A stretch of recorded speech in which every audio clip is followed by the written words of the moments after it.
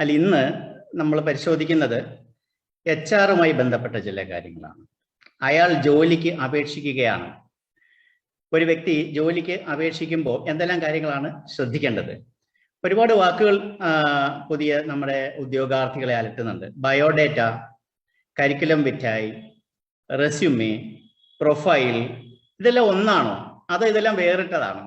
ഇതെല്ലാം തമ്മിലുള്ള ബന്ധം എന്താണ്, അല്ലെങ്കിൽ വ്യത്യാസം എന്താണ്? ഇങ്ങനെ ഒരുപാട് ആശയക്കുഴപ്പത്തിലുള്ള ആൾക്കാർക്ക് വേണ്ടിയിട്ടാണ് ഇന്നത്തെ ഈ സംഭാഷണം. ബയോഡേറ്റയുടെ മലയാള പദം അങ്ങനെ ഒറ്റ ഒരു മലയാള പദം ഇല്ല. അങ്ങനെ ജീവിതരേഖ എന്നൊക്കെ പറയാമെങ്കിലും അതൊരു ആധികാരികമായ ഒരു പദപ്രയോഗമല്ല. ഒരു വ്യക്തിയെക്കുറിച്ചുള്ള വിവരണം എന്നാണ് അതിന്റെ അർത്ഥം.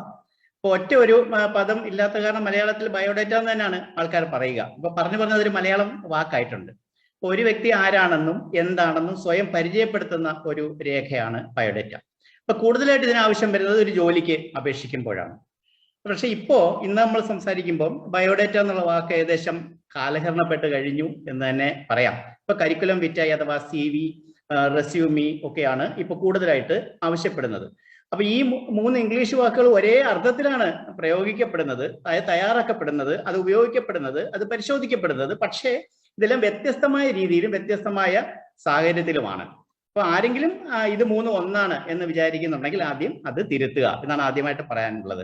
ഇപ്പൊ ബയോഗ്രഫിക്കൽ ഡേറ്റ എന്ന വാക്കാണ് പിന്നീട് ബയോഡേറ്റ ആയത്. ഇപ്പൊ 90കളുടെ ഒരു ആദ്യകാലത്ത് കുറച്ച് വർഷങ്ങൾ വരെ മാത്രമേ ഉള്ളൂ ബയോഡേറ്റ മാത്രം ഉണ്ടായിരുന്ന ഒരു കാലഘട്ടമായിരുന്നു അത്. പിന്നീടാണ് വലിയ മാറ്റങ്ങളൊക്കെ ആ രംഗത്തുണ്ടായത്. ഇപ്പൊ ഇന്നും ബയോഡേറ്റ ഉണ്ട്.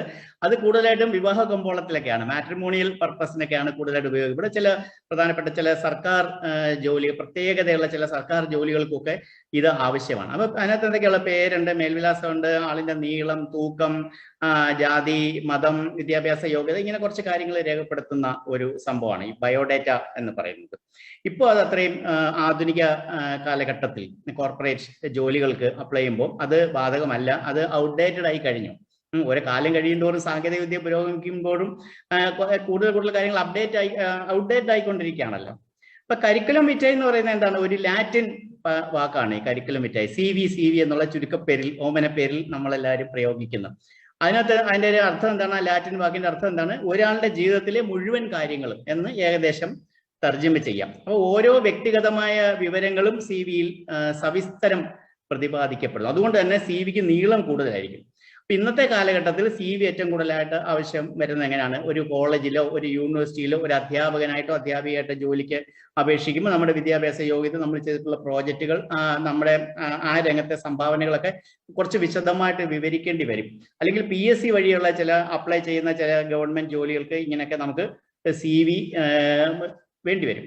അപ്പൊ അതാണ്. അപ്പൊ വലിപ്പം സ്വല്പം കൂടുതലായിരിക്കും. അപ്പം വിദ്യാഭ്യാസവും പരിചയം വിവരിക്കുന്ന രേഖകളോടൊപ്പം അതിന്റെ ഒരു പാർട്ടായിട്ട് റെസ്യൂമിയും കൂടെ വെക്കുമ്പോഴാണ് ഒരു CV ആകുന്നത്. അപ്പൊ തന്നെ മനസ്സിലായല്ലോ CVയും റെസ്യൂമിയും തമ്മിലുള്ള വ്യത്യാസം. അപ്പം ഇത്രയും നീളമുള്ള CV ഞാൻ നേരത്തെ പറഞ്ഞ ഇന്നത്തെ കാലത്ത് പൊതുവെ സ്വീകാര്യമായ ഒന്നല്ല. അപ്പൊ ചില സന്ദർഭങ്ങളിൽ പ്രൊഫൈൽ എന്ന വാക്ക്, നിങ്ങളുടെ പ്രൊഫൈൽ ഒന്ന് അയച്ചു തരൂ നോക്കട്ടെ എന്നൊക്കെ ചിലർ പറയും. അപ്പൊ എന്താണ് അത്? അതൊരു ബയോഡേറ്റയായിട്ട് വ്യത്യാസമുണ്ട്, CV ആയിട്ട് വ്യത്യാസമുണ്ട്, റെസ്യൂമേ ആയിട്ട് വ്യത്യാസമുണ്ട്. എന്താണ്? അതൊരു ലഘു വിവരണമാണ്, ഒരു ഷോർട്ട് ഡിസ്ക്രിപ്ഷൻ ആണ്. ഒരു വ്യക്തി തന്നെക്കുറിച്ച്, തന്റെ വ്യക്തിത്വത്തെക്കുറിച്ച്, തന്റെ യോഗ്യതകളെക്കുറിച്ച്, അറിവുകളെക്കുറിച്ച്, അനുഭവ പരിചയത്തെക്കുറിച്ച്, പ്രവർത്തന മണ്ഡലത്തെക്കുറിച്ച്, പശ്ചാത്തലത്തെക്കുറിച്ചൊക്കെ തയ്യാറാക്കി വിവരിക്കുന്ന ഒരു ചെറിയ വിവരണമാണത്. അപ്പൊ ആ വിവരണം എന്ന് പറയുന്നത് സ്വയം തയ്യാറാക്കാൻ ചിലപ്പോൾ മറ്റൊരാൾക്ക് വേണമെങ്കിലും തയ്യാറാക്കാം. അപ്പൊ നമ്മളൊരു യോഗത്തിന് പോകുന്നുണ്ടെങ്കിൽ, ഒരു ഗസ്റ്റ് ആയിട്ട് പോകുന്നത്, നമ്മൾ ഇൻട്രൊഡ്യൂസ് ചെയ്യാനായിട്ട്, പരിചയപ്പെടുത്താനായിട്ട് നമ്മൾ തയ്യാറാക്കി കൊടുക്കാറുണ്ട്, അല്ലെങ്കിൽ നമുക്ക് വേണ്ടി മറ്റുള്ളവർ തയ്യാറാക്കാറുണ്ട്. അതാണ് ഒരു പ്രൊഫൈൽ എന്ന് പറയുന്നത്. ഇവിടെ നമുക്ക് പ്രധാനമായിട്ടും ചർച്ച ചെയ്യുന്നത്, നമ്മളിപ്പോൾ ഒരുപാട് ചെറുപ്പക്കാർ, യുവാക്കൾ, വിദ്യാർത്ഥികളായിട്ടുള്ള ഉദ്യോഗാർത്ഥികൾ ഒക്കെ നമുക്ക് ആവശ്യമായിട്ടുള്ളത്, ഇന്നത്തെ കാലത്ത് ഏറ്റവും കൂടുതൽ ആവശ്യമായിട്ട് വരുന്നത് റെസ്യൂമിയാണ്. അപ്പൊ എങ്ങനെ ഏറ്റവും നല്ല ആകർഷണീയമായ, ഒറ്റ നോട്ടത്തിൽ ആരുടെയും ശ്രദ്ധ പിടിച്ചു പറ്റുന്ന, കാണുന്ന മാത്രത്തിൽ തന്നെ ആരും റിജക്ട് ചെയ്യാത്ത, ആരും നിരസിക്കാത്ത ഒരു റെസ്യൂമെ എങ്ങനെ തയ്യാറാക്കാം?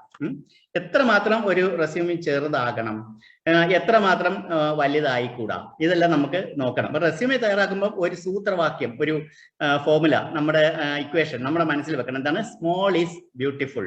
ചെറുതല്ലോ മനോഹരം, അല്ലെങ്കിൽ ചെറുതല്ലോ ചേതോഹരം എന്നൊക്കെ പറയുന്നത്. Small is beautiful. എത്ര റെസ്യൂമെ ഏറ്റവും ചെറുതാക്കാമോ അത്രയും ചെറുതാക്കരുത്. അതും CV നമ്മൾ പ്രധാനപ്പെട്ട വ്യത്യാസം അതാണ്. CV പോലെ വലുതാവരുത്. ഇപ്പൊ പുതിയതായി പഠിച്ചിറങ്ങിയ ഒരു വിദ്യാർത്ഥിയാണ്, ഒരു ഉദ്യോഗാർത്ഥിയാണ്, വലിയ എക്സ്പീരിയൻസ് ഒന്നും ഇല്ല, ആദ്യമായിട്ടോ അല്ലെങ്കിൽ ആ സമയത്ത് ജോലിക്ക് അപ്ലൈ ആണെങ്കിൽ തീർച്ചയായിട്ടും ആ റെസ്യൂമി ഒരു പേജിൽ കൂടരുത്. ഒരു 10 വർഷം വരെ പരിചയമുള്ള എക്സ്പീരിയൻസ് ഉള്ള ആളാണെങ്കിൽ 2 പേജ് ആകാം. ഇതാണ് ഇതിന് വ്യക്തമായ നിയതമായ ഒരു ഗൈഡ് ലൈൻ ഒന്നും ഇല്ലെങ്കിലും പൊതുവെ കോർപ്പറേറ്റ് ലോകത്ത് അംഗീകരിക്കപ്പെടുന്ന ഒരു മാതൃക. ഒരു തൊഴിൽ ഉടമയെ സംബന്ധിച്ചിടത്തോളം എന്താണ്, ഒരു എംപ്ലോയറെ സംബന്ധിച്ചിടത്തോളം എന്താണ്, എനിക്ക് ആവശ്യമായിട്ടുള്ള കാര്യങ്ങൾ ചെയ്തു തരാൻ കഴിവുള്ള വ്യക്തിയാണോ താങ്കൾ, ഇത് മാത്രമേ അവർ നോക്കുന്നുള്ളൂ. അല്ലെ, അവർക്ക് ആവശ്യമില്ലാത്തതായിട്ടുള്ള കുറെ സ്കില്ലുകൾ നിങ്ങൾക്ക് സ്വന്തമായിട്ടുണ്ടെങ്കിൽ ആ സ്കില്ലുകളൊക്കെ ഒരുപാട് അങ്ങോട്ട് വിവരിച്ച് അതിന് നീളം കൂട്ടിയിട്ട് യാതൊരു കാര്യമില്ല. അവരുടെ ആവശ്യങ്ങൾ എന്താണ്, നമ്മുടെ കഴിവുകൾ എന്താണ്, അവരുടെ ആവശ്യങ്ങൾ എത്രമാത്രം നമുക്ക് എന്താണ് അവരെ തൃപ്തിപ്പെടുത്താനായിട്ട് സാധിക്കും, ഇത് തമ്മിൽ കൂട്ടിമുട്ടും. അവരുടെ ആവശ്യങ്ങളും നമ്മുടെ കഴിവും നമ്മുടെ നൈപുണ്യവും തമ്മിൽ എങ്ങനെ കൃത്യമായി കൂട്ടിമുട്ടിക്കാം, അവിടെയാണ് വിജയം ഇരിക്കുന്നത്. അപ്പൊ നമ്മൾ ദൈനംദിന ജീവിതത്തിൽ നമ്മൾ ഒരുപാട് പരസ്യം കാണുന്നുണ്ട്, പ്രോഡക്ട്സ്, ഉൽപ്പന്നങ്ങൾ, അത് പരമാവധി വിറ്റഴിക്കുക എന്നുള്ളതാണ് ഓരോ പരസ്യത്തിന്റെയും ലക്ഷ്യം. അപ്പൊ ഒരു ജോലിക്ക് അപേക്ഷിക്കുമ്പോൾ കരുതേണ്ടത് എന്താണ്, ഞാനൊരു പ്രോഡക്റ്റാണ്, ഞാനൊരു ഉൽപ്പന്നമാണ്, എന്നെ ഈ തൊഴിൽ വിപണിയിൽ ഞാനാകുന്ന ഈ പ്രോഡക്റ്റിനെ എങ്ങനെ ഏറ്റവും കാര്യക്ഷമമായിട്ട് വിറ്റഴിക്കാം, ഇതാണ് റെസ്യൂമെ തയ്യാറാക്കുമ്പോൾ നമ്മുടെ മനസ്സിൽ ഉണ്ടാകേണ്ടത്. അപ്പൊ ഇല്ലാത്ത കാര്യങ്ങളെല്ലാം കൂടെ ഊതി പറഞ്ഞിട്ട് ഒരു കാര്യമില്ല. അതിന്റെ കാലമൊക്കെ മാറിപ്പോയി. നമ്മളെ പറ്റി ഇല്ലാത്ത പറഞ്ഞാൽ അവർക്ക് അതൊക്കെ വെരിഫൈ ചെയ്യാനും ക്രോസ് ചെക്ക് ചെയ്യാനൊക്കെ ഒരുപാട് സംവിധാനമുണ്ട്. ഇപ്പൊ ഒരാളിനെ പറ്റി അയാളുടെ സോഷ്യൽ മീഡിയ അക്കൗണ്ടിൽ ഒന്ന് കയറി നോക്കിയാൽ തന്നെ ആ ആളിന്റെ അഭിരുചി എന്താണ്, താല്പര്യം എന്താണ്, അയാളുടെ പ്രത്യേകതകൾ എന്തൊക്കെയാണ്, അയാളുടെ സ്വഭാവത്തിന്റെ ഒരുമാതിരി കാര്യങ്ങളെല്ലാം നമ്മുടെ ഫേസ്ബുക്ക് അക്കൗണ്ട് പോലുള്ള സാമൂഹ്യ മാധ്യമ പ്രൊഫൈലുകളിൽ നിന്ന് തന്നെ ഒരാൾക്ക് മനസ്സിലാക്കാൻ സാധിക്കും. അപ്പൊ പിന്നെ ഒരാളെ തെറ്റിദ്ധരിപ്പിച്ച് നമുക്ക് ഇല്ലാത്ത കാര്യങ്ങളുണ്ട് എന്നൊക്കെ പറഞ്ഞിട്ട് എഴുതിയിട്ട് ഒരു കാര്യമില്ല. മാത്രമല്ല, ഈ റെസ്യൂമി നന്നായി എന്ന് പറഞ്ഞാൽ കൊണ്ട് ഒരു ജോലി കിട്ടാൻ സാധ്യതയില്ല. കാര്യം റെസ്യൂമി എന്ന് പറയുന്ന ആദ്യത്തെ പടിയാണ്. നമ്മളൊരു വീട്ടിലേക്ക് കയറുന്ന ആദ്യം ഗേറ്റ് കടന്നിട്ട് വീട്ടിലേക്ക് കയറുന്നു എന്ന് പറയുന്ന പോലെ ഒരു വാതായനമാണ്, ഒരു ഡോറാണ്. ആ റെസ്യൂമെ കറക്റ്റ് നന്നായാൽ അത് സ്വീകരിക്കപ്പെട്ടാൽ നമുക്ക് അകത്തോട്ട് കയറാം. എവിടെ, ആദ്യത്തെ സ്റ്റെപ്പ് മിക്കവാറും, രണ്ടാമത്തെ സ്റ്റെപ്പ് എന്ന് പറയുന്നത് ഇന്റർവ്യൂ ആയിരിക്കും. അപ്പൊ ഇന്റർവ്യൂ എങ്ങനെയാണ് വരുന്നത്, ഈ റെസ്യൂമിൽ നിങ്ങൾ എന്തെല്ലാമാണോ പറഞ്ഞത് ആ കാര്യങ്ങളെ ബേസ് ചെയ്തുള്ള ചോദ്യങ്ങളായിരിക്കും നിങ്ങൾക്ക് ഇന്റർവ്യൂവിൽ വരിക. അപ്പൊ ഇല്ലാത്ത കാര്യങ്ങൾ എഴുതി വെച്ചാൽ എങ്ങനെയാണ് നമുക്ക് സാധിക്കുക, അതിനെപ്പറ്റി ആലോചിക്കേണ്ട. നമുക്ക് ഒരുപാട് കഴിവുണ്ടെന്ന് നമുക്ക് സ്വയം വിശ്വാസം ഉണ്ടായിരിക്കാം, പക്ഷെ അതുകൊണ്ടൊരു കാര്യമില്ല. തൊഴിൽ ദാതാവിനും കൂടി തോന്നണം നമുക്ക് ആ കഴിവുകൾ ഉണ്ട് എന്ന്. അതുകൊണ്ട് തന്നെ ഞാൻ പറയുന്നു, റെസ്യൂമെ എന്ന് പറയുന്നത് കേവലം ഒരു പീസ് ഓഫ് പേപ്പർ, ഒരു കടലാസ് കഷണം അല്ല. നിങ്ങളെ മാർക്കറ്റ് ചെയ്യാനായിട്ട് നിങ്ങൾ തയ്യാറാക്കുന്ന ബ്രോഷർ അഥവാ ലഘുലേഖ ആണ് അത്. അങ്ങനെ ഒരു പ്രാധാന്യം നമ്മൾ അതിന് കൽപ്പിക്കണം. ഒരു റെസ്യൂമി തയ്യാറാക്കുമ്പോൾ അത് വായിക്കാനും പരിഗണിക്കാനും ഇരിക്കുന്നവരെ പറ്റി ചിന്തിക്കണം. ഞാനിത് അങ്ങോട്ട് എഴുതി ഒപ്പിട്ട് അങ്ങോട്ട് അയക്കുമ്പോൾ ഇത് തുറന്നു നോക്കാൻ ഇരിക്കുന്ന ആളുണ്ടല്ലോ, മെയിൽ അയക്കുവാണെന്നുള്ള മെയിൽ നോക്കാനിരിക്കുന്ന ആ ആളിനെ പറ്റി ഒന്ന് ചിന്തിച്ച് നോക്കുക. അവർക്ക് 100 കണക്കിന് ഇമെയിലുകളായിരിക്കും ഇത്തരത്തിൽ കിട്ടുക, 100 കണക്കിന് അപേക്ഷകളായിരിക്കും അവർക്ക് ഇത്തരത്തിൽ കിട്ടുക. എല്ലാം കൂടെ മുഴുവനായിട്ട് വായിച്ച് നോക്കാനൊക്കെ ചിലപ്പോൾ അവർക്ക് സമയം തികയില്ലായിരിക്കും. അല്ലെ ചിലപ്പോൾ ആ പർട്ടിക്കുലർ വ്യക്തിയുടെ ഒരു താല്പര്യമില്ലായ്മ ഉണ്ടായിരിക്കും, അല്ലെ അദ്ദേഹത്തിന്റെ ജോലി തിരക്കുണ്ടായിരിക്കും, അല്ലെ അദ്ദേഹത്തിന് വലിയ സ്ട്രെസ്, ജോലിയുടേതായിട്ടുള്ള വലിയ രീതിയിലുള്ള മാനസിക പിരിമുറുക്കം ഉണ്ടായിരിക്കും. അപ്പൊ ഇതൊന്നും നമ്മുടെ നിയന്ത്രണത്തിലുള്ള കാര്യമല്ല, പക്ഷെ നമ്മളെ പ്രതികൂലമായിട്ട് ബാധിക്കുന്ന ഘടകങ്ങളാണ്.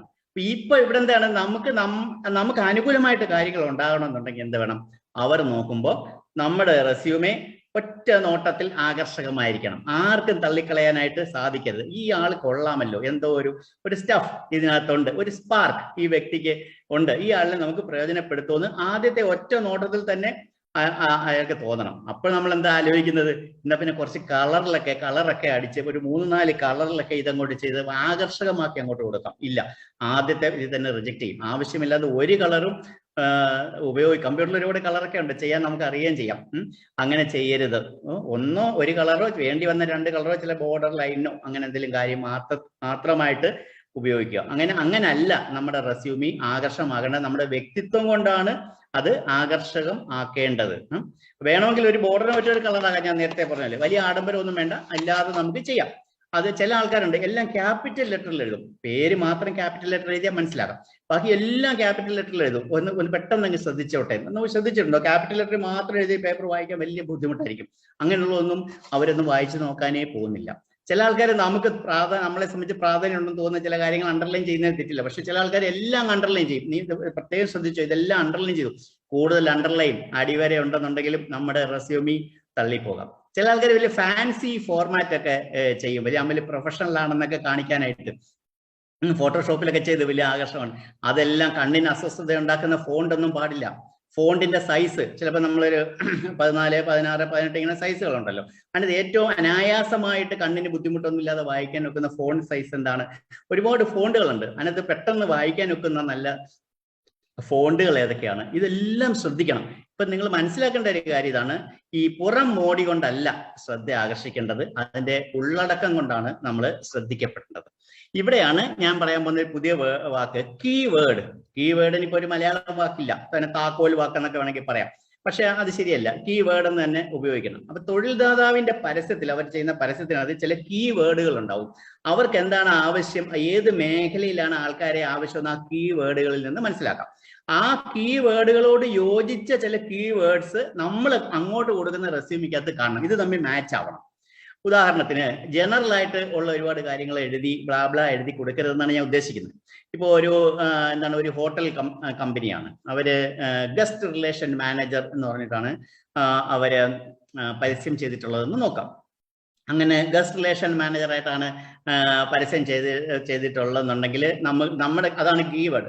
ഗസ്റ്റ് റിലേഷൻ എന്നുള്ളതാണ് കീവേഡ്. അപ്പൊ നമ്മുടെ ഇതിനകത്ത് ഞാൻ ഇന്ന ഹോട്ടലിൽ ഇത്ര വർഷം ജോലി ചെയ്തു എന്നൊക്കെ പറയുന്ന മാത്രമല്ല, അവിടെ എന്ത് ജോലി ചെയ്തു, അവിടെ ഏത് മേഖലയിൽ ജോലി ചെയ്തു. ഉദാഹരണം, റിസപ്ഷനിൽ ജോലി ചെയ്തെങ്കിൽ റിസപ്ഷൻ, ബാക്ക് ഓഫീസിൽ ജോലി ചെയ്തെങ്കിൽ ബാക്ക് ഓഫീസിൽ, അല്ലെങ്കിൽ അറ്റൻഡിങ് VIP കസ്റ്റമേഴ്സ്, അങ്ങനെ ക്ലയൻസ് അങ്ങനെയുള്ളവരെ അറ്റൻഡ് ചെയ്തിട്ടുണ്ടെങ്കിൽ അങ്ങനെ, അല്ലെങ്കിൽ കസ്റ്റമർ സാറ്റിസ്ഫാക്ഷൻ കിട്ടുന്ന ഏതെങ്കിലും പ്രവൃത്തി, നമ്മൾ അത് കൂട്ടുന്ന എന്തെങ്കിലും മേഖലയിൽ ജോലി ചെയ്തിട്ടുണ്ടെങ്കിൽ അതെ, അതൊക്കെ കസ്റ്റമർ സാറ്റിസ്ഫാക്ഷൻ. ഇത് അവർ കീവേഡായിട്ട് കൊടുക്കാം. അപ്പൊ അവരുടെ കീവേഡും നമ്മുടെ സ്കില്ലുകൾക്ക് നമ്മൾക്ക് എന്തെല്ലാം കഴിവുകളുണ്ടോ അതിന് യോജിച്ച കീവേഡുകൾ റെസ്യൂമെയിൽ ഉൾപ്പെടുത്തണം. അപ്പൊ ഇതിന്റെ സൂത്രവാക്യം ഇതാണ്: അവരുടെ ആവശ്യം എന്താണ്, നമുക്ക് എന്ത് ചെയ്യാൻ കഴിയും. ഇത് രണ്ടും യോജിച്ചാൽ വിജയം നമ്മുടെ ഭാഗത്ത്.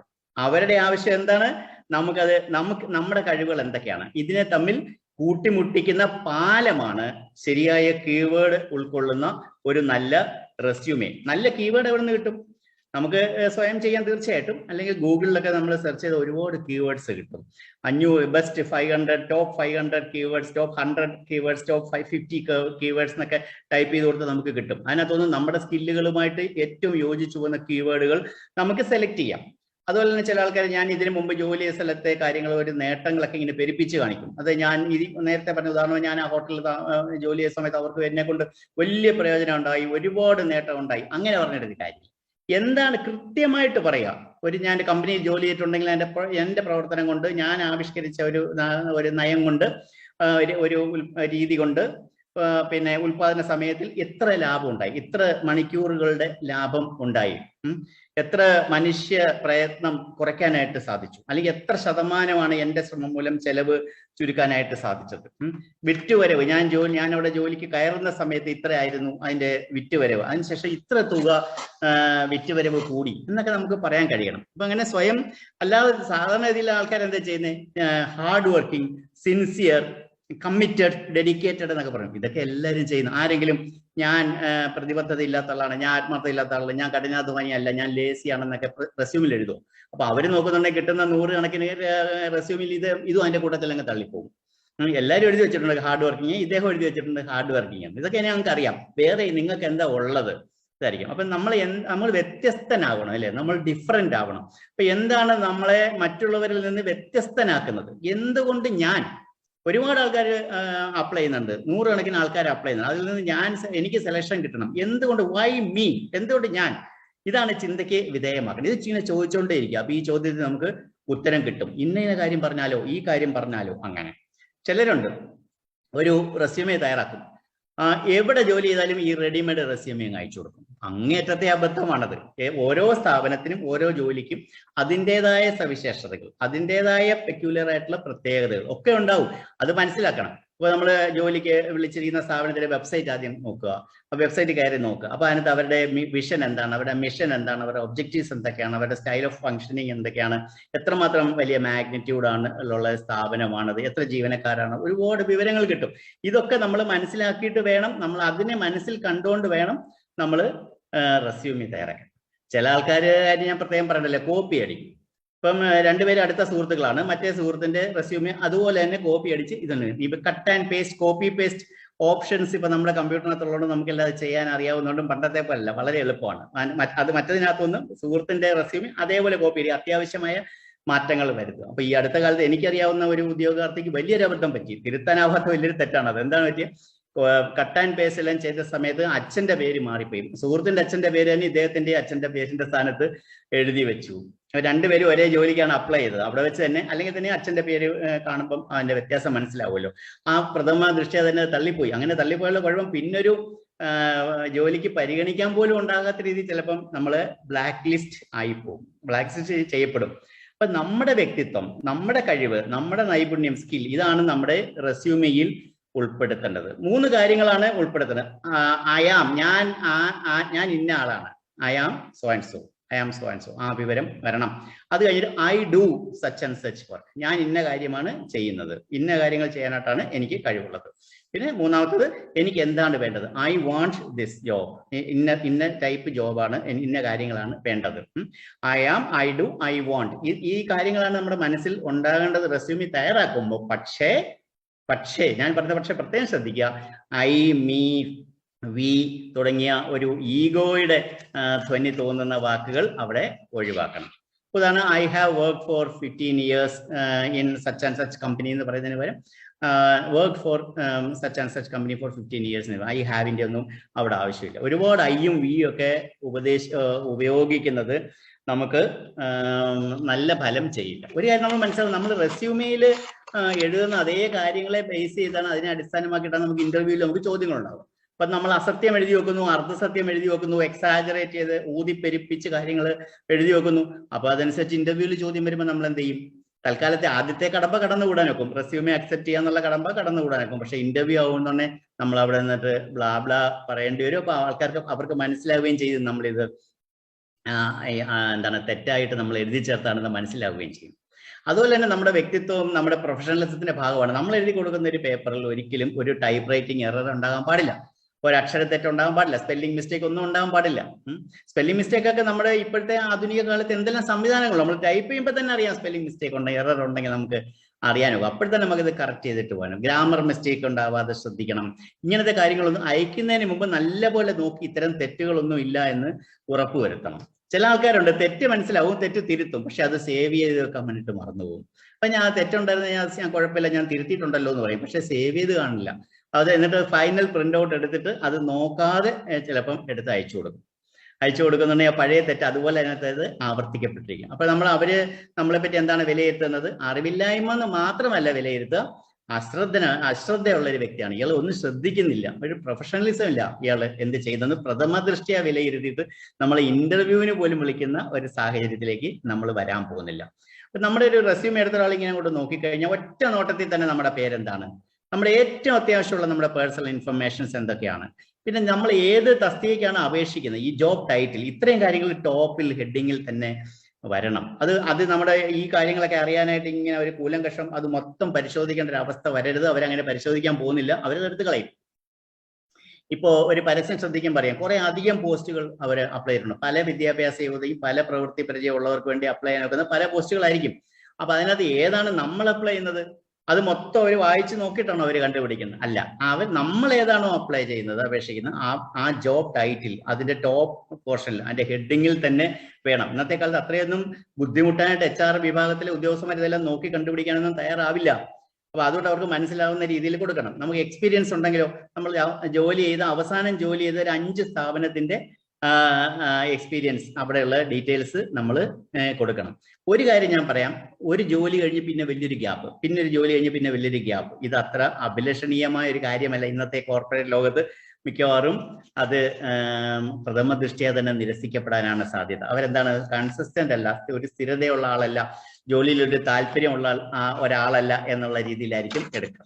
അതുപോലെ തന്നെ ഒരിക്കലും നമ്മൾ വിട്ടുപോയി കൂടാത്ത ചില കാര്യങ്ങളുണ്ട്. നമ്മൾ പഠിച്ച വിദ്യാഭ്യാസ സ്ഥാപനം, നമ്മുടെ കോളേജ്, യൂണിവേഴ്സിറ്റി മാത്രം പോരാ, കോളേജിൽ പഠിച്ചെങ്കിൽ കോളേജ്, അതിന്റെ പേര്, നമ്മൾ പഠിച്ച വർഷങ്ങൾ, ഏത് വർഷമാണ് നമ്മൾ പഠിച്ചത്, ഏത് വർഷമാണ് നമ്മൾ ജയിച്ചത്, ഇങ്ങനത്തെ കാര്യങ്ങൾ മസ്റ്റായിട്ട് വേണം. കാര്യം നമ്മുടെ കോളേജിന്റെ അക്രഡിറ്റേഷൻ, നമ്മുടെ കോളേജിന്റെ അഫിലിയേഷൻ, നമ്മുടെ കോളേജിന്റെ റാങ്കിങ് ഒക്കെ അവർ പരിശോധിക്കും. നല്ല ഇതാണെങ്കിൽ നമുക്കും അതിന്റെ ആനുകൂല്യം കിട്ടാനുള്ള സാധ്യതയുണ്ട്. ഇതല്ലെങ്കിൽ പോലും നമ്മൾ ഇങ്ങനത്തെ വിവരങ്ങൾ എത്ര റെസ്യൂമെ ചെറുതാക്കണമെന്ന് പറഞ്ഞാലും ശരി, ഇങ്ങനത്തെ കാര്യങ്ങൾ ഇനെവിറ്റബിൾ ആണ്, ഒഴിച്ചുകൂടാനാവാത്തതാണ്.